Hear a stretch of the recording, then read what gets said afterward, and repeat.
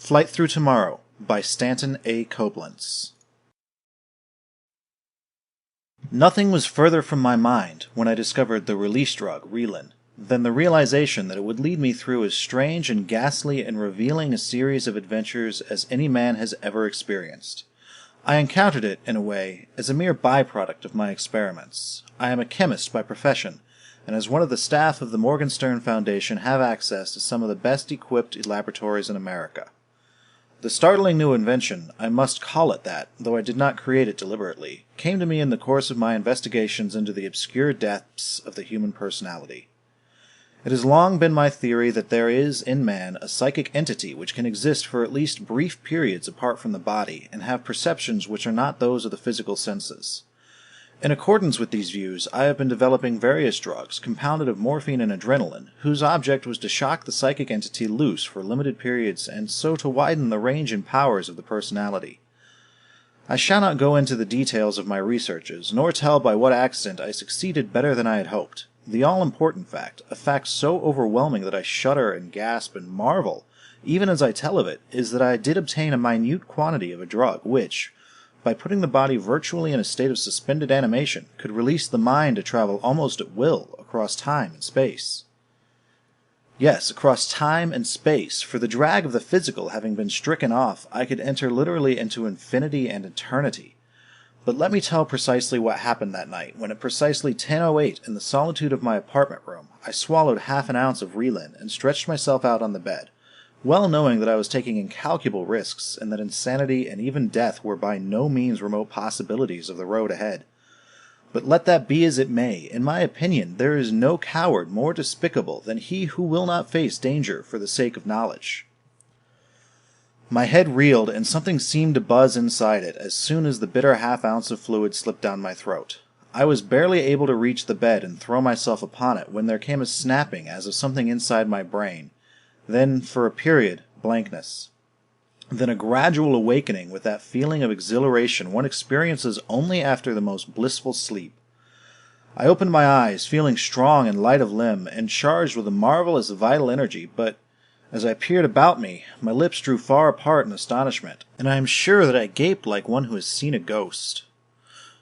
Where were the familiar walls of my 2x4 room, the bureau, the book rack, the ancient portrait of Pasteur that hung in its glass frame just above the foot of the bed? Gone! Vanished as utterly as though they had never been.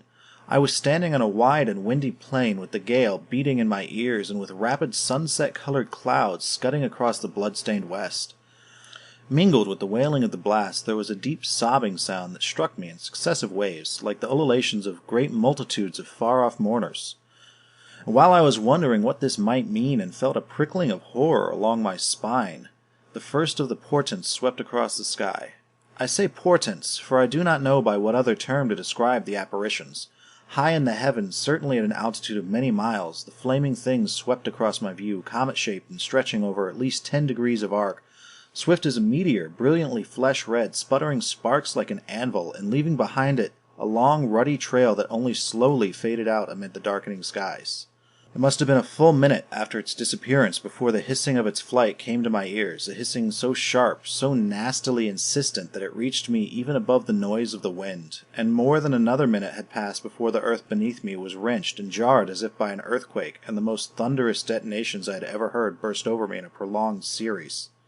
Let me emphasize that none of this had the quality of a dream. It was clear-cut, as vivid as anything I had ever experienced. My mind worked with an unusual precision and clarity, and not even a fleeting doubt came to me of the reality of my observations. This is some sort of bombing attack, I remember reflecting, some assault of super-monsters of the skies, perfected by a super-science. And I did not have to be told the fact. I knew, as by an all-illuminating inner knowledge, that I had voyaged into the future.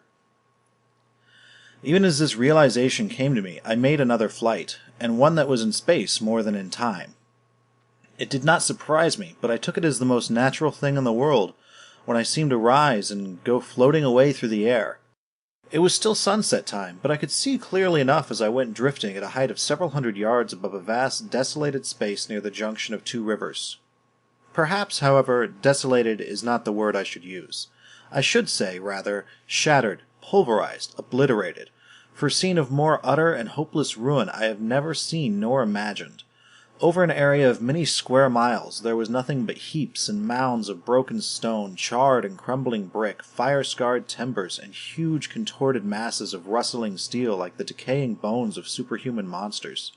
From the great height and extent of the piles of debris, and from the occasional sight of the splintered cornice of a roof or of some battered window frame or door, I knew that this had once been a city, one of the world's greatest. But no other recognizable feature remained amid the gray masses of ruins, and the very streets and avenues had been erased. But here and there a tremendous crater, 300 feet across, 100 to 150 feet deep, indicated the source of destruction. As if to reinforce the dread idea that had taken possession of my brain, one of the comet-like red prodigies went streaking across the sky even as I gazed down at the dead city, and I knew, as clearly as if I had seen the whole spectacle with my own eyes, that the missile had sprung from a source hundreds or thousands of miles away, possibly across the ocean, and that, laden with scores and tons of explosives, it had been hurled with unerring mechanical accuracy upon its mission of annihilation. Then I seemed to float over vast distances of that sunset-tinted land, and saw great craters in the fields, and villages shot to ribbons, and farms abandoned. And the wild dogs fought for the wild cattle, and thistles grew deep on acres where wheat had been planted, and weeds sprouted thickly in the orchards, and blights and mildew competed for the crops. But through here and there I could see a dugout, with traces of fire and abandoned tools flung about at random. Nowhere in all that dismal world did I observe a living man. After a time I returned to a place near the ruined city, by the two rivers, and in the rocky palisades above one of the streams I made out some small circular holes barely large enough to admit a man. And, borne onwards by some impulse of curiosity and despair, I entered one of these holes and went downward, far downward into the dim recesses. And now, for the first time, at a depth of hundreds of yards, I did at last encounter living men. My first thought was that I had gone back to the day of the caveman, for a cave-like hollow had been scooped out in the solid rock. It was true that the few hundreds of people huddled together there had the dress and looks of moderns. It was true also that the gloom was lighted for them by electric bulbs, and that electric radiators kept them warm. Yet Dante himself, in painting the ninth circle of his Inferno, could not have imagined a drearier and more despondent group than these that slouched and drooped and muttered in that cavernous recess, seated with their heads fallen low upon their knees, or moodily pacing back and forth like captives who can hope for no escape. "Here, at least, we will be safe from the sky marauders," I heard one of them muttering, yet I could not help wondering what the mere safety of the body could mean when all the glories of man's civilization were annihilated. There came a whirring in my head, and another blank interval, and when I regained my senses I knew that another period of time had passed, possibly months or even years.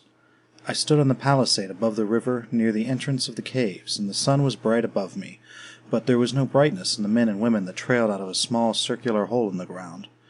Drab as dock rats and pasty pale of countenance as hospital inmates, with bent backs and dirty, tattered clothes and a mouse-like nosing manner, they emerged with the wariness of hunted refugees, and they flung up their hands with low cries to shield them from the brilliance of the sun, to which they were evidently unaccustomed. From the packs on their backs and the bundles in their hands, I knew that they were emerging from their subterranean refuge to try to begin a new life in the ravaged world above. My heart went out to them, for I saw that, few as they were, not more than 50 in all, they were the sole survivors of a once populous region, would have a bitter fight to wage in the man-made wilderness that had been a world metropolis. But as they roamed above through the waste of ash and rubble, and as they wandered abroad where the fields had been and saw how every brush and tree had been seared from the earth or poisoned by chemical brews, I knew that their fight was not merely a bitter one, it was hopeless. As I heard them muttering among themselves, "We have not even any tools," and again, "We have no fuel left for the great machines," for they had lived in a highly mechanical world, and the technicians who alone understood the workings of that world had all been destroyed, and the sources of power had all been cut off, and power was food without which they would not long survive.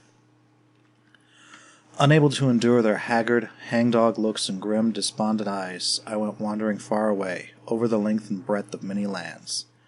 And nowhere did I see a factory that had not been hammered to dust, nor a village that had not been unroofed or burnt, nor a farm where the workers went humming on their merry, toilsome way. Yet here and there I did observe little knots of survivors, Sometimes they were half-clad groups, lean and ferocious as famished wolves, who roamed the houseless countryside with stones and clubs, hunting the wild birds and hares, or making meager meals from barks and roots. Sometimes 3 or 4 men, with the frenzied eyes and hysterical shrieks and shouts of maniacs, would emerge from a brush hut by a river flat. Sometimes little bands of men and women, in a dazed, aimless way, would go wandering about a huge, jagged hole in the ground, where their homes and loved ones lay buried. I came upon solitary refugees high up on the scarred mountain slopes, with nothing but a staff to lean upon and a deerskin to keep them warm. I saw more than one twisted form lying motionless at the foot of a precipice. I witnessed a battle between 2 half-crazed, ravenous bands with murder and cannibalism and horrors too grisly to report. I observed brave men resolutely trying to till the soil, whose productive powers had been ruined by a poison spray from the sky, and I noted some who, though the fields remained fertile enough, had not the seed to plant, and others who had not the tools with which to plow and reap, and some who, with great labor, managed to produce enough for 3 or 4 mouths, had 20 or 30 to feed, and where the 3 or 4 might have lived, the 20 or 30 perished. Then, with a great sadness, I knew that man, having become civilized, cannot make himself into a savage again. He has come to depend upon science for his sustenance, and when he himself has destroyed the means of employing that science, he is as a babe without milk. And it is not necessary to destroy all men to exterminate mankind. One need only take from him the prop of his mechanical inventions. Again there came a blankness, and I passed over a stretch of time, perhaps over years or even decades, and I had wandered far in space, to an island somewhere on a sunny sea, and there once more I heard the sound of voices. And somehow, through some deeper sense, I knew that these were the voices of the only men left anywhere on the whole wide planet, and I looked down on them, and saw that they were but few, no more than a dozen men and women in all, with 3 or 4 children among them. But their faces, unlike those which I had seen before, were not haggard and seamed, nor avid like those of hunting beasts, nor distorted by fury or famine. Their brows were broad and noble, and their eyes shone with the sweetness of great thoughts, and their smiles were as unuttered music, and when they glanced at me with their clear, level gaze, I knew that they were such beings as poets had pictured as dwellers in a far tomorrow. And I did not feel sad, though I could not forget that they were the only things in human form that one could find on all earth's shores.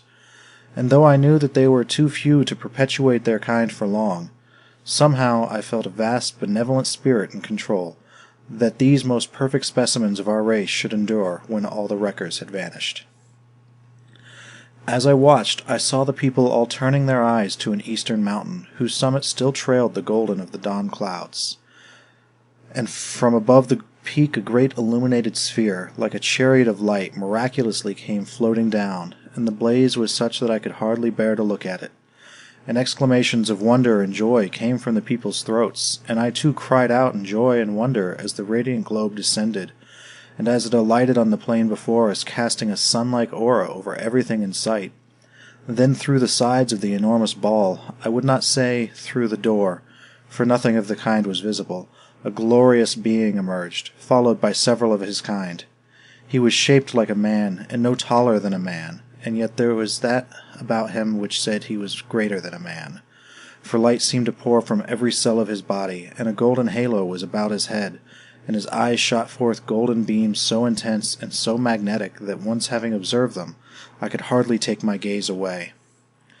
With slow steps he advanced, motioning the people to him, and they drew near and flung themselves before him on the ground and cried out in adoration. And I too threw myself to earth in worship of this superhuman creature, and I heard the words he spoke, and with some deeper sense I translated them, though they were not uttered in any language I knew. Out of the stars we come, O men, and back to the stars we shall go, that the best of your race may be transplanted there, and survive through means known to us, and again be populous and great. Through the immense evil within the breasts of your kind, you have been purged and all but annihilated, but the good within your race has also been mighty, and can never be expunged, and that good has called through you surviving few to us your guardians, that we may take you to another planet, and replenish you there, and teach you that lore of love and truth and beauty which the blind members of your species have neglected here while they unfitted the earth for human habitation. So speaking, the Radiant One motioned to the people, who arose and followed him inside the great sphere of light, and when they had all entered, it slowly began to ascend, and slowly dwindled and disappeared against the morning skies. And now, I knew, there was no longer a man left anywhere on earth. Yet as I gazed at the deserted shore, the empty beach and the bare mountainside, a sense of supreme satisfaction came over me, as though I knew that in the end, after fire and agony and degradation, all was eternally well. That sense of supreme satisfaction remained with me when, after still another blank interval, I opened my eyes as from a deep slumber, and stared at the familiar book-rack, the bureau, the mottled paper walls of my own room. The clock on the little table at my side indicated that the hour of 10:09. In other words, all that had happened had occupied the space of 1 minute. Yet I know as surely as I know that I write these words, that the release drug had freed my spirit to range over thousands of miles of space, and that I have looked on people and events which no other eye will view for scores, hundreds, or even thousands of years to come.